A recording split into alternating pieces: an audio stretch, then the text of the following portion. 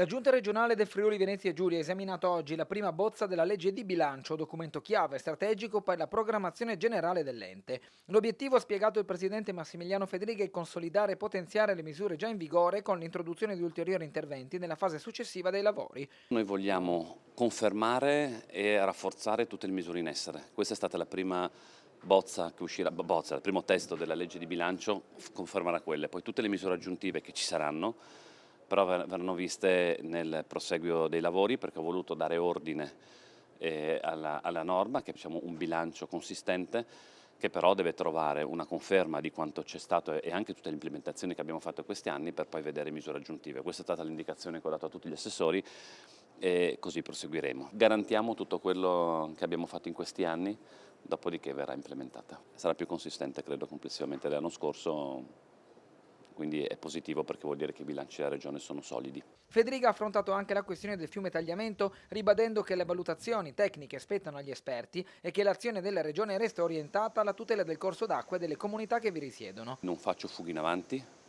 ascolto la parte tecnica perché non spetta alla politica andare a valutare quanti cubi d'acqua devono passare all'ora e quali infrastrutture servono per garantire la sicurezza. Io spero che entro fine anno riusciremo ad avere un quadro chiaro o al massimo i primi mesi del 2026, perché penso che è stato perso già troppo tempo negli ultimi decenni, non negli ultimi anni. Il presidente ha inoltre espresso un giudizio positivo sulla recente approvazione della legge sulla separazione delle carriere dei magistrati, considerandolo un passo avanti per la rapidità della giustizia e la fiducia dei cittadini. Ha infine ricordato l'impegno della regione nel chiedere maggiori competenze per rafforzare gli uffici giudiziari del territorio.